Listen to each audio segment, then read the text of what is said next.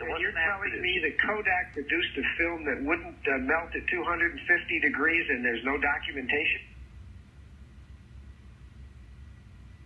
I just asked Richard off the air here, I said, what documentation is there that someone created a film? Because I called Eastman Kodak and I said, what temperature does film melt at? And they said 150 degrees. In the Hasselblad cameras, they could have never taken a picture on the moon. They couldn't have taken video. Why not? And they could not, because it was 250. Now, let me explain what Richard said. He said, and it's what the New York Times said, that they landed on the edge of night. And that it really was only a nice balmy 80 degrees like on Miami Beach in high noon with no shadow. And it was 250 degrees, and any film they had, any video, anything with emulsion would have melted. Richard? Well, this is a very complex discussion. Let me go back to my source of my information. I was very privileged back in '65 when I was at the museum in Springfield.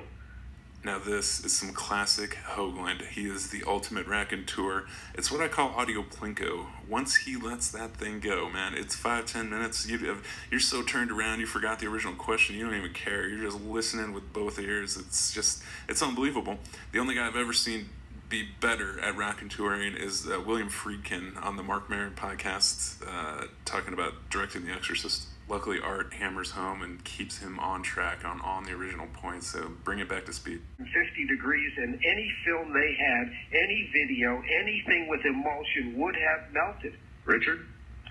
Well, this is a very complex discussion. Let me go back to my source of my information. I was very privileged back in '65 when I was at the museum in Springfield.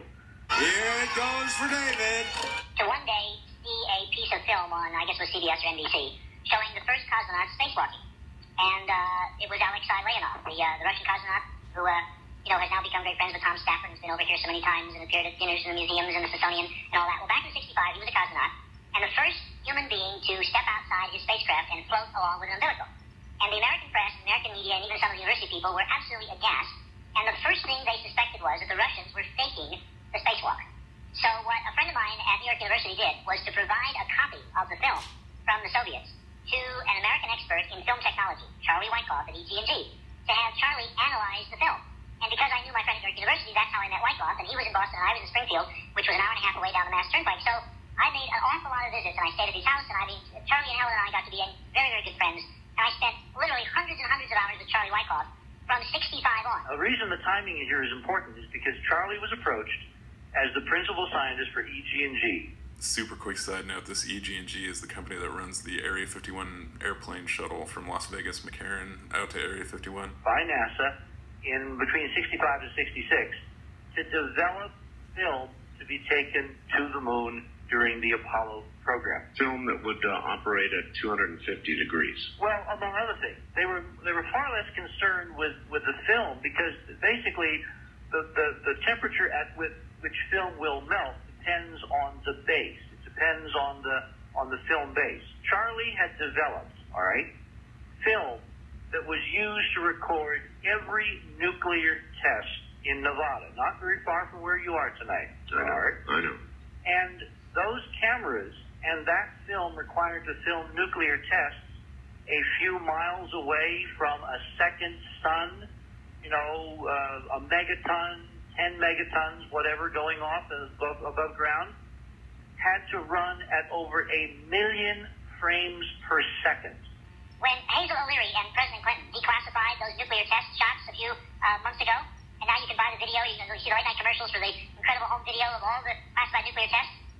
Charlie Wyckoff was responsible for developing the technology that allowed us to record a nuclear weapon up close and personal. Let me ask you a question. Well, let me finish my point. All right, but let's try and keep it brief if we can and go back and forth here. 250 degrees. Okay, just to recap, the issue is film, temperatures. Supposedly they made a special film, yet there's no proof or evidence, or it doesn't exist today, and Art will bring it back like a genius. All right, but let's try and keep it brief if we can and go back and forth here. 250 degrees. The point is that photographing a nuclear weapon produces very high temperatures in the camera and on the film. Charlie was able to develop a film that could literally photograph a nuclear weapon part of the job description that NASA gave him was, look, give us a film that we can use on the moon, regardless of the time of day or night or whatever. And they were much more concerned with the light characteristics, the ability to record light, and the latitude, meaning the ability to record very bright objects and very dim objects on the same frame in the same exposure. They were not concerned with temperature because temperature was a non-problem in terms of film technology, even in 1965. All right. Now, did he have did he have a Kodak type arrangement where he could make the emulsion and all that? What he did was he literally at EG&G drew up the specs. He then would go to Rochester. They would literally hand produce in the lab emulsions to his specifications. All right. Now, stop right there. Do you have any proof of that? I used the film. Do you have any documented proof that your friend made specifications that Kodak built for him? Yes, he has. He has. Can I get that documentation? Because you told me it and the laboratory was destroyed. No, James, don't twist my words. All right, you're getting ahead of the story. All right. Okay. It just never ceases to amaze me, Hoagland's ability to plinko around the issue and keep people listening. It's just amazing. They don't just stop him every 30 seconds, but he has this magical ability. What he would do was to go to Rochester and basically say, because it was a very, you know what the old boy network is. Before we got so bureaucratized and so rigid and we had 15,000 copies in triplicate, it basically was a guy of Charlie's reputation would walk into Kodak, where everybody knew him, and say, look, I've got this contract for NASA. I need a film that will do such and such and such and such. And they would go down the hall. He would sit down. They'd scribble a few notes. And a few weeks later, in the mail would come X number of rolls of this film that they had literally hand-produced. And you're telling me that Kodak produced a film that wouldn't melt at 250 degrees and there's no documentation? You're not letting me finish the story, Jay. Please, I am not under interrogation, all right? This is not a cross-examination. I'm trying to tell you... It is, though, Richard, fair to ask, how would you prove that that was true? Because I'm going to put him in touch with Charlie Wyckoff. All right, that's Charlie's fine. Let's drop that point until I can get to Charlie Wyckoff. Charlie's own records are separate from Kodak's, all right? Now let me leap ahead of the story. The reason I was interested in the film in later years, long after my association with Mr. Wyckoff, is because it's the film record of what they shot on the moon and from lunar orbit, which is the basis of our hypothesis that there are alien structures built by somebody that NASA went and photographed and then has hid from the American people and the rest of the world for over 30 years. So the cornerstone of the evidentiary file is a photographic record. If we don't have photographs of those structures, ergo there can be no structures that we can prove. So I'm extremely interested in the photographic process of documentation. That's why I've been pursuing the photographic angle for so long. So you can lead him then to the proof. Now, here's where things get really interesting. Because I was privy to almost on a daily basis the soap opera, and I'm not overstating the case, between Charlie and NASA. In terms of developing a lunar film.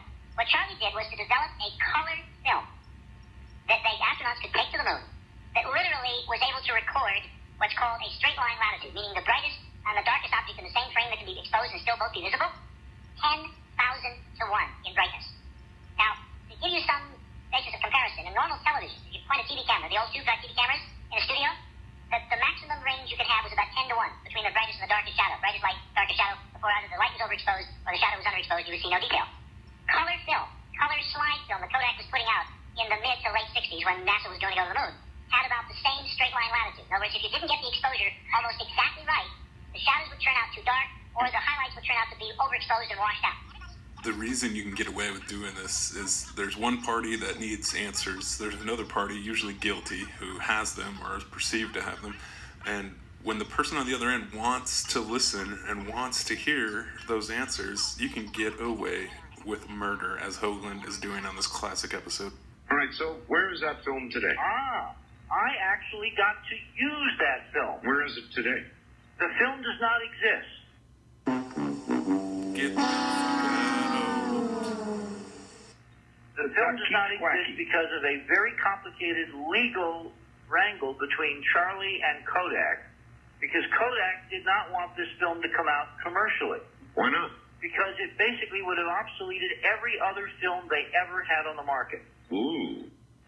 So EG&G and Kodak worked out a deal whereby Kodak could sit on this incredible breakthrough 30 years ago and slowly dribble it into the marketplace. All right, but that I have a little hard time with, Richard. It seems to me that if something that dramatic had been invented, you're virtually telling us it's like the 100-mile-per-hour carburetor, mile-per-gallon carburetor. Art, this is not a secondhand story. I used roll after roll after roll of this film. I understand, but to say it does not exist today is incredible. No. It does exist, and Kodak is now beginning to commercialize it. Well, I talked to Kodak, and they said there is no such thing. This is why this film thing is so critical. Right, and I know, and everything I look for as an investigative reporter has a very interesting way of disappearing in smoke. Okay. You are basically asking American people to believe, if I understand you correctly, that there is this vast conspiracy that $20 billion and 400,000 employees conspired to basically sucker the American people into believing we didn't go to the moon, but we spent the money. I'm not asking the American people to believe anything. I want to move on. Before you move on, Richard, I've got something to say to you. You, in effect, Richard, are asking the American people to believe that every bit as large a conspiracy occurred with as many people to hide from us the artifacts that are on the moon. Not at all. Because the number of people who were on the moon were 12, and the number of people who handled the photographs in Houston were 2 or 3, so we're talking 15 people versus 400,000. No, we're talking only 12 people who could ever prove they went to the moon. All right, break time, you guys. Hold tight.